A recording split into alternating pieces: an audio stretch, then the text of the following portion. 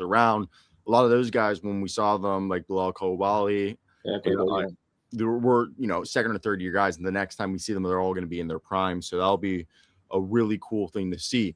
To you, what has been maybe the biggest area of growth you've seen in Victor Wembanyama since he arrived to the Spurs? I know physically is the main answer, but outside of maybe his body yeah. changing, what's Now changed? in his game, yeah, the way he plays, I think the biggest difference is he's not forcing anything anymore. I mean, when I say that, like sometimes he's gonna dribble a little bit, and it pisses me off because don't dribble. You're so tall. He's a good ball handler, but you're so tall that you're gonna lose the ball. But the biggest difference I feel like is like now he has the the, the, the talent around him, right? And he knows that. And the big difference is now that he doesn't care if he's gonna just have 10 points a game or 30 or 60. He just doesn't care, and that's what you see in his stats game after game. It's like going up and down.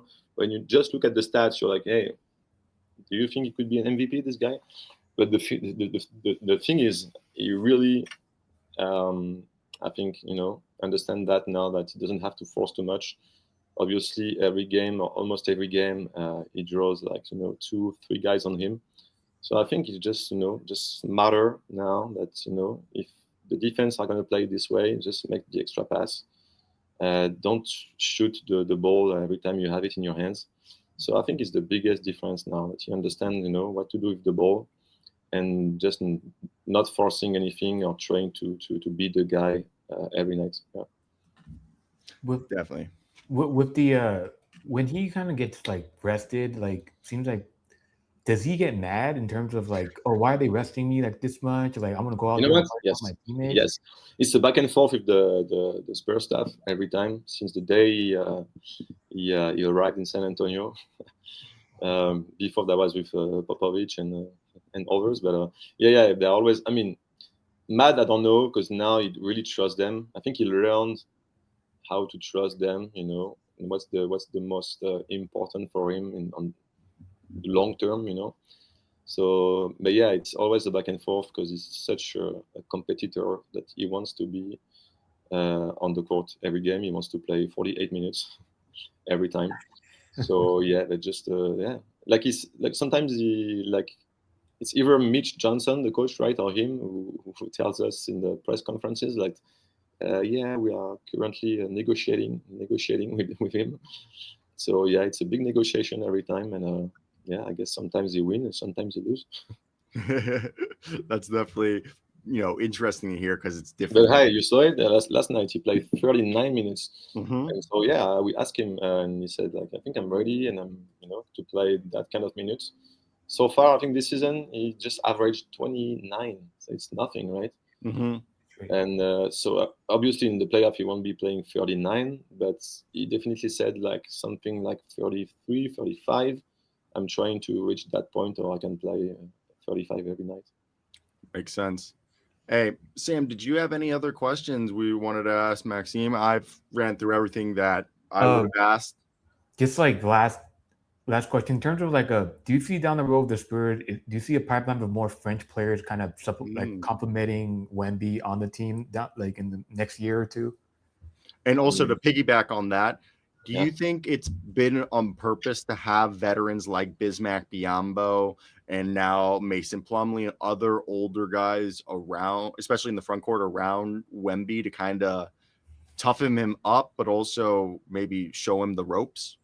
definitely. And you know what? The funny thing is, I'm not sure if a lot of people know that, but they are, I think, that smart, the front office, that Biombo, for example, is very close to Wemby. Why? Because they are both French speaking, right?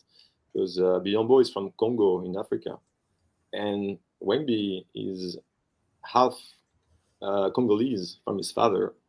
So they share this bond together. I've been trying to do that story, so I haven't been able to do it yet, but I'm working on it. So yeah, they share a special bond together because they are they have the same roots basically. So between that and yeah, obviously there are him and Plumlee being like a vet we can definitely help him and teach him about what it takes to make it to the playoff and make a big run. So definitely I think it helps a lot, and especially Bismack. He's a great guy. I speak a lot with him because he speaks French, and I think he's really important for Wemby every day. And sorry to answer your question, say it again. And in terms of you see a lot of French players potential other than beyond. Oh yeah, the Spurs. I know that Yabusele was on the. He was maybe supposed to sign for the Spurs, and it didn't happen. So I was so enthusiastic to have Yabu, because this guy is just an amazing human being, great player, obviously, captain of the French national team, pretty close to Wemby as well. So I would have loved to have a guy like this, just a vet who can play hard. And so but great for him that he was able to sign with the Bulls, and he's doing good there now. So I'm pretty happy about it. And another French guy, I don't know about it. I don't know. I used to be like that, thinking, hey, you know what? I would love to have French players at the Spurs. And now I think I understand, it doesn't matter if they are French, Slovenian, or American.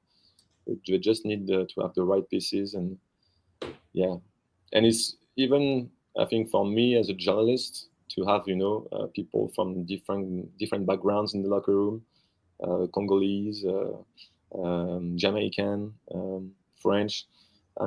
It's very interesting for me as well. So I would be glad to have French players, but I don't really care. Well, Maxime, we really appreciate you coming on. Can you tell everyone where they can see your work or either follow you, and we'll put those in the description down below. Sure thing. Yeah. You want me to just just say shout them out, and then I'll have them in the link. Yeah, of course. No. So I work for L'Equipe. Let's say it's the French ESPN, the largest sports media in France. And you can, I guess, follow me on X. Here you go.